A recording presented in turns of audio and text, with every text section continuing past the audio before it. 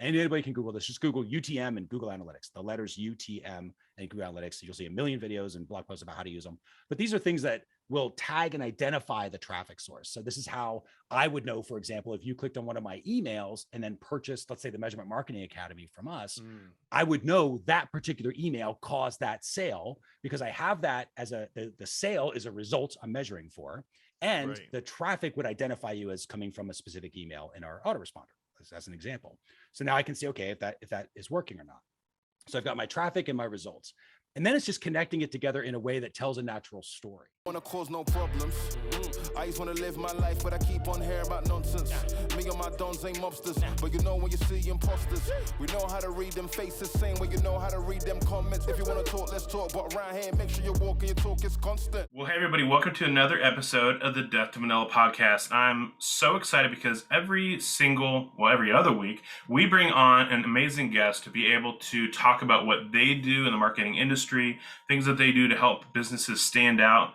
And let's be honest, we live in a world where things are always changing and progressing and evolving, right? The elimination of third-party cookies, algorithms constantly changing, and just the sheer volume of noise of content that we have out in the world.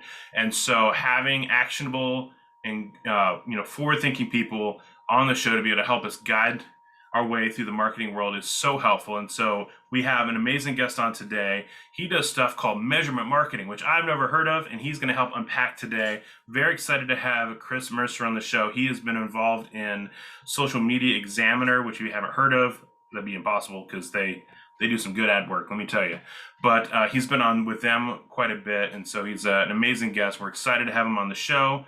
Chris, would you give people a little bit of the background of Chris Mercer and how you got into measurement marketing? Yeah, absolutely. So, my main background is really sales and specifically sales management, most of my sort of traditional career. And when we started, like all other businesses start online, we're kind of like, okay, we're going to quit our corporate jobs and start a business online. We actually started a WordPress training site where it was like, here's how to learn WordPress. And it was a membership site. That led people to say, well, this is great. And how much for you just to do this for us? So we're like, oh, we're going to learn outsourcing and create an agency to build WordPress sites. And at the time, there was this new thing, this tells you how long ago this was, this new thing just hitting the States called CRO, or conversion rate optimization, was a new thing. Nice. So it was like, all right, well, we're going to build the website and we're going to optimize your website because that's just a good idea from a recurring billing standpoint. So we do that and that helps differentiate ourselves a little bit. Well, in order to optimize, you obviously have to measure. And so that's where we started learning Google Analytics and getting used to all those sort of tools that are out there free for everybody. And so we would deliver setups and give the client their website, show them, here's how you can tell that Facebook is creating leads or that Google Ads is creating sales and that your emails are doing this or that or the other thing. And when we started doing that particular component of it, from the market's perspective, this is kind of a lesson from like an entrepreneur's perspective, but the market almost immediately shifted, or it felt like it. So instead of people being referred to us to create WordPress sites, which is what it was, it stopped being that. It was people saying, we already have a site, but can you show us what you did with their analytics and how you did that? And can you help us? Can you maybe do that for us? And that's where we sort of just realized, like, okay, that's the pivot. We can't really be like everybody else. It's death to the vanilla, right? So it's like, we can't be like everybody else. So instead, we're going to go into really training analytics, measurement, numbers, and we're going to do it for people that are normal. For the marketer, not necessarily for the data analyst, the data scientist. That's kind of not our target market. It's just for the normal marketer to understand what's working, what's not, and what to do next. So that's where we got measurementmarketing.io from. I mean, that's awesome because like if you think about it, like I don't have any of these numbers just available in my head right now, but like the amount of companies that can actually afford to have a data scientist on their team, like they're pretty well developed, right? And so there's let's just say a vast majority of businesses are going to be in a place where they might have a marketing department, but that does not mean that they actually know what all the numbers mean or that they're measuring everything. And I love when you talk about that shift, right? Because as a fellow entrepreneur, and I'm sure a lot of people listening are either marketers or founders who are doing some of their own marketing, it's like, once you feel that shift, that's so exciting to like be able to push into some of that momentum. And I guess that really leads me to the next question, which is, I guess a lot of people really aren't measuring that much is kind of what I'm guessing you're getting at there, which is that like they've have like this missed opportunity. So walk us through a little bit about like what you think people should be measuring that they're simply not. Yeah, that's a great question. So, kind of back it up a little bit. Most people start, and I did too. So I get this. It's you jump into a tool like Google Analytics and you think that your job is now to jump into these data tables, splash around a bunch of numbers, and you're going to be hacking through this digital data jungle of data. And then hopefully you're going to find this like jade statue insight that's going to make you a supermarketer and change your world forever, right? And you sort of hear about these urban legends of how that's always happened with different companies. And so you're hoping that it's going to happen to you too. And that's just such a misuse of Google Analytics. That ends up in regardless of Google Analytics or any other platform that does numbers, it Sure. just creates frustration. It makes people think, oh my God, I'm not a numbers person. I have no idea how to do this. I'm not good enough, blah, blah, blah. So we realized fairly recently, a few years back, when we were trying to help people really assimilate these tools, right? Because they are useful tools, and trying to figure out like, why is it that people are really misusing a lot of this stuff? It's not because the tool is incorrect or they don't know how to use the tool. It's because they don't have a strategy when it comes to measurement. And so here's how to think about it. It's kind of like it's a big mindset shift, but it's an important one. So like you and I are having a conversation right now. I'm going to adjust my conversation based on what you say, and you're going to adjust your conversation based on what I say. So we are listening and responding to each other, right? This is Right. a normal thing. Offline makes a ton of sense. If you go to a store, same thing's going to happen. Now, digitally, marketers just forgot that there was still a conversation happening because they're like, well, I'm not there. So I guess the website is there. Therefore, there's no conversation. So don't care about it. And they never thought that there was a conversation there. So they never thought to measure for that conversation. Right. And another way to really say that is they never thought to listen to the conversation that's there. But it's a really real conversation. If you go to your website, any website, you're going to probably even hear yourself say the words on the website, right? You're literally having a conversation with the website that you're on with a particular step, right? And that step has a certain purpose. And its job is to get you ready to opt in. And then its job is to get you to upsell and whatever else, right? So it's like there is a conversation happening between the user and the website. Our job is to be able to improve how we listen to that conversation. And that's what measurement is for. So as an example, it's not just about knowing which pages people see, that is an important thing, but did they stay around 10 seconds? Like, were they even interested in your stuff? Did they scroll down and maybe stick around for a minute or so? Did they look at maybe the pricing table, if that's what you've got on your site? Did they even look at that for at least 5 seconds to show that they were truly investigating your offer? And so when you measure for these sort of behaviors that are happening on the sites, it becomes immensely easier to know what to do. So if I said to you, listen, Steven, here's what's going on with the site. We have 100 out of 100 people coming to the page, 90% of them leave within 10 seconds, right? That's a very different problem to solve than, hey, of the 100 people that are coming to the site, 90 of them are looking at the offer, but they're just not clicking to go to the cart.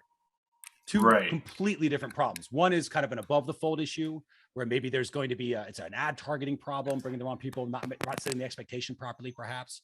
And then the other one is like, okay, maybe the page isn't doing its job in building the value in the product or service that is pitching. And so we got to maybe work on that part. But because I can measure the difference myself, I can take better actions than somebody else who just has no idea because all they see is page views. They just know 100 people saw the page, but they don't know what happened on that page. And that's kind of the beauty of measurement, is to first realize that mindset shift. If it's all about listening to the conversation that's happening, and A, realizing that there is a conversation happening, B, listening to it. And then when you listen to it, the responses, you don't really have to put all that much effort into the actions that you take, because marketing is how we respond. We change the targeting, we change the headline, we change the offer, we change the design of the page, or the customer journey in some way, shape, or form. But it's all based on their side of the conversation so that it remains relevant. It's something that's useful to them, and it's easy for us as marketers because the actions to take become very natural, and you don't have to there's no drama, there's no guessing. So that's kind of the biggest shift, is thinking about it and just realizing that there is a conversation happening between the website and the users, and our job is to listen, and measurement is how we listen. That's awesome. I think that is so similar to some of the things that we've been learning. It's really the same thing, just two different mediums of what we've been learning on like YouTube, which is like, if your thumbnails aren't good enough, people don't like stop and click on them. And if the description isn't enticing enough, also that's part of the clicking. And then if the descriptions and the tags and everything else isn't set up, it won't populate in the right lists. And if the video's not interesting enough in the first 10 seconds, people click away. Like, it's the same kind of ideas of like the bounce rates and the impressions and the clicks and so on and so forth, but a completely different way. But I gotta say, your way of describing it is so cool. I was like, a data jungle and you find a jade. I'm like, wow, this is so much cooler than I thought. That makes data sound fun and exciting. Right. Yeah. Yeah. I know. A lot of people just feel like they get beat up by it all the time, Yeah. Well, and it's kind of like, oh, go ahead. No, because it feels like they're in the dark, right? Yeah. Like if you don't have a way of measuring it, you don't even know where to begin. Yeah. And I'll tell you, an important concept is, I think, especially, and I blame the organizations that create these tools to some extent, not entirely their fault, but the problem with some of these tools, and I'll pick on Google Analytics for a second, because it's so easy to turn it on, right? There's like a million plugins. There's everybody integrates with it. It's like, oh, check this box and put the number in. And then all of a sudden it starts filling with data. Because it's so easy to turn it on, people confuse activating it with setting it up. And they think it's set up, right? But it's just turned on. It's just activated. So it's filling with data, but it hasn't actually been customized and configured to tell a story for you. So it's not going to tell a story for you. It's going to be really hard to get that. Just give you an example of another way of thinking about that. If I gave you a kid's book, right? Like Goldilocks and the Three Bears, and I ask you to read that, and you could probably do a pretty good job. Well, I take that book back, I rip out the pages, I rip those into pieces, smash them between the cover, and I give that book back to you. Could you read the book? And the answer is yes, you could, because I did not change your ability to read. You could. It's just that it's going to take a lot. It's a lot harder, because you got to dump out all the pieces of paper. You got to put them together. You got to kind of reassemble the puzzle. Some of them are going to fall off the table. You're never going to find them again. You got to kind of make up some assumptions of what those were. And then you do your best to tell a story with this imperfect, smashed up data that wasn't really there organized properly in the first place, right? Right. That is what most people's Google Analytics is today. It's a bunch of ripped up data, ripped up pieces of data that are all sort of randomly pushed in there in some generic order, but not enough to tell a natural story. So when you do a few things, you can take a few different actions on those tools. And when you set it up properly, all of a sudden, it's just like if I gave you the book with all the pieces, even if they're ripped, but I tape them together for you, it's going to be a lot easier to read the story, right? And you're going to be able to eventually learn the moral and take the actions that the story wants you to take sooner than maybe what your competition would be able to take. And that's the beauty of data, is that the more, especially specifically as it comes to measurement, the better you get at it, the faster you can move, the more actions you can take, the more actions you can take in a week. And because you can take more actions faster than the person next to you, your company can iterate and grow faster. For sure.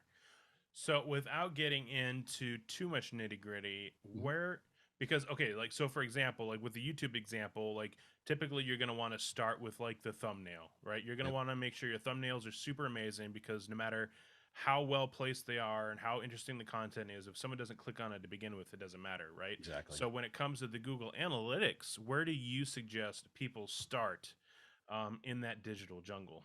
It's a great question. So it's really kind of a three-step framework that I would recommend people follow, because most marketers are they're marketing in the blind. Like they feel like they're not quite sure what's working or what's not. They're wandering around in the dark and they're just trying to figure out like anything, right? And they're trying to get to a point where they just are reliably growing their revenue and profits, right? That's the idea. So there's really three steps to that. And the first is the thing that most people skip, which is planning. Planning because it's boring, right? Let's face it, it is.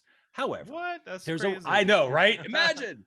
But if you plan properly, and people think planning is this all about numbers and everything else, and they just overcomplicate it. And I think that's what gets in most people's way. It's a pretty simple step for planning. There's really three keys to that step.